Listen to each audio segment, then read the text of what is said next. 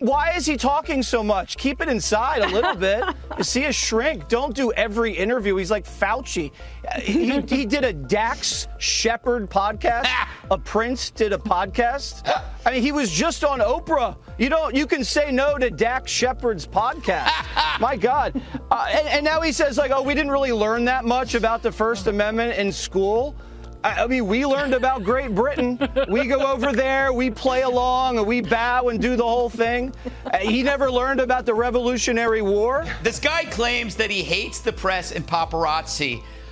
So I know what I'll do.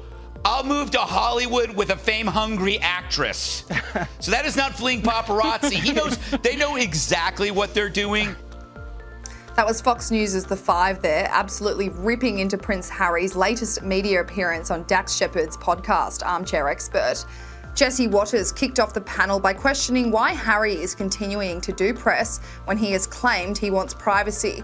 The Duke of Sussex appeared as a guest late last week where he discussed the trauma of being a member of the royal family, but one thing in particular he said has got people angry. Harry speaks of the First Amendment, saying he doesn't really want to discuss it because he doesn't understand it as he's only been in the US for a short time. He then criticises it, saying, "I've got so much I want to say on the First Amendment as I sort of understand it, but it's bonkers." Jesse Watters then jokes about how the prince apparently got through school without learning about the First Amendment. Greg Gutfeld then jokes that a good way to avoid paparazzi is to move to Hollywood with an actress. Former British politician Nigel Farage appeared on Fox News where he says he hopes Americans are beginning to see through Harry and Meghan following the comments about the First Amendment. Maybe he should become the prince of cancel culture, because clearly what Harry and Meghan believe is only subjects they approve of should be freely debated.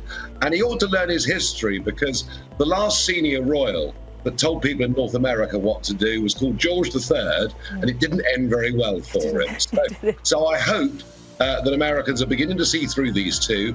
They frankly, they're out for themselves. They don't care what damage they do to the monarchy, to the United Kingdom, and ultimately they won't care about America either. They're purely out for themselves, and they're actually becoming quite a dangerous young couple, because they're spreading to a younger generation a message that freedom of speech doesn't matter, that freedom of speech is bonkers. So I hope people here reject them. I really do.